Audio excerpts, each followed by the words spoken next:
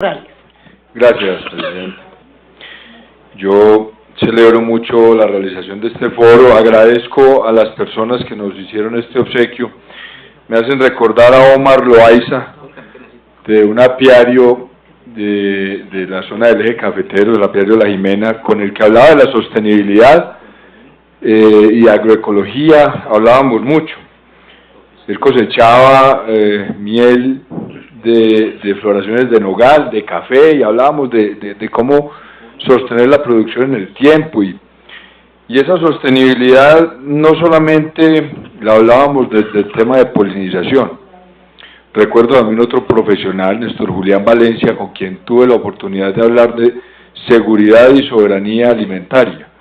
Ya hoy ni siquiera es hablar de la seguridad alimentaria, hay que hablar de la soberanía.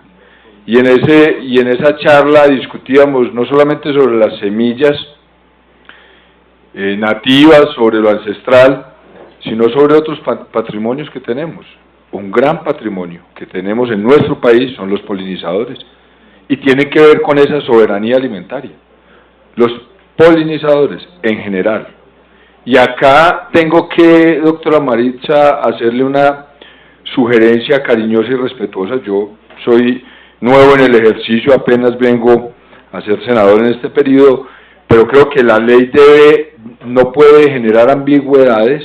El proyecto de ley debe tener una cobertura general sobre los polinizadores como uno de nuestros patrimonios para defender la soberanía alimentaria, y no especificar solamente sobre Apis mellifera, porque sería una ley apícola. Entonces deberíamos dividirlas. Si fuera así, entonces deberíamos sacar una ley apícola y una ley sobre polinizadores en general. Dejo esa sugerencia respetuosa para que la trabajemos y la estudiemos, y esto permita que más fácilmente podamos llevar a buen final el proyecto de ley. Y estoy entonces de acuerdo con lo que decía el doctor Bedoya. No debemos priorizar solamente sobre Apis mellifera, deberíamos, como decía el doctor David Lince, que me gustó mucho, hacer una defensa de la polinización, y eso nos llevaría entonces a otra conclusión que tengo hoy. Nos hace falta investigación. Acá en Colombia no hemos investigado lo suficiente. Acá deberíamos ya, y esto seguramente Marcela con el ministerio vamos a tener que trabajar en ello, deberíamos ya estar estudiando sobre corredores biológicos que permitan la conectividad y la existencia de las especies en los ecosistemas. Sobre, por ejemplo, ahora lo mencionaron, sobre las enfermedades que afectan a las abejas.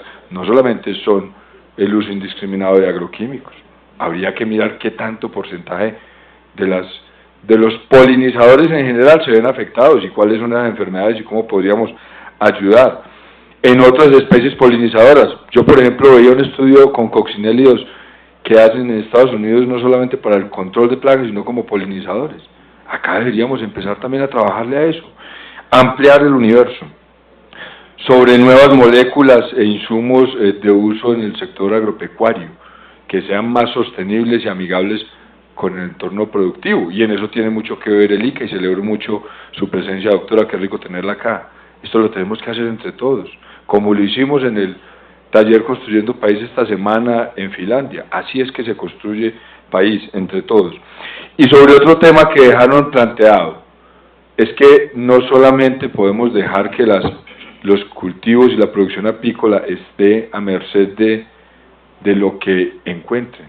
Probablemente tendremos que investigar en cultivos asociados que sean el alimento y el sustento de esas producciones apícolas, y sea el complemento ideal para ello. Y toda esa investigación lo que debe buscar en últimas es el equilibrio entre la producción y la sostenibilidad, porque no podemos hacer que choque. Eso sería lo peor, y eso sería volver a tiempos pasados en donde teníamos que decidirnos por uno de los dos. Acá no podemos cometer ese error. Creo que tenemos otras tareas. Por ejemplo, generar el hábito de consumo.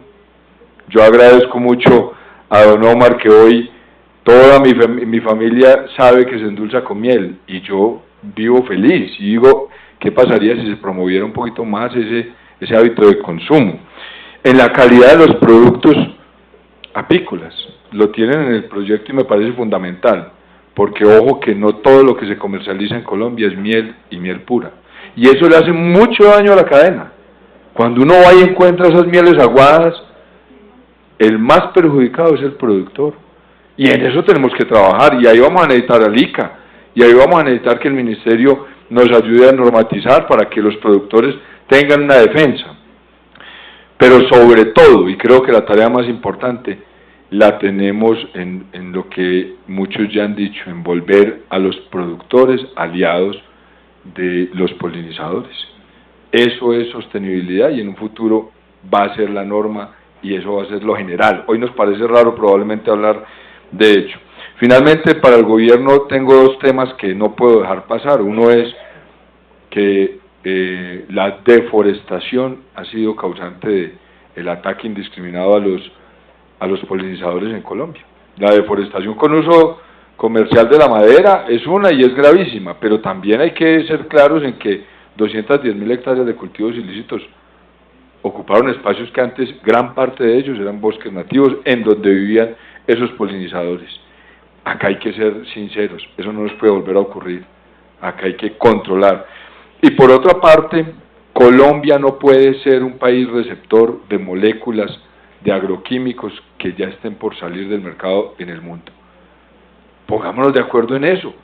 Acá nosotros no podemos ser el último país que queda aceptando moléculas y entonces prohíben en Francia, prohíben en Alemania, prohíben en Estados Unidos, y entonces las casas comerciales van mirando qué país nos queda para deshacernos de estas moléculas.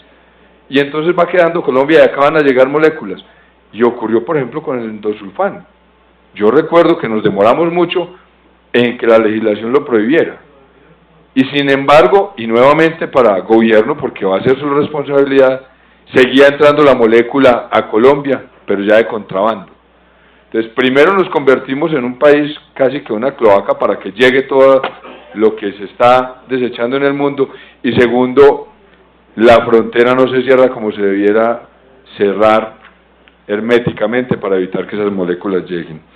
Entonces, finalizo agradeciendo este foro, a usted, doctora, por la convocatoria. Creo que estos foros nos dan más conocimiento a todos y en últimas, ese conocimiento que adquirimos y que construimos entre todos, lo que nos tiene que dar es la tranquilidad de que al tomar las decisiones logremos el equilibrio y que entre todos podamos seguir construyendo. Muchas gracias.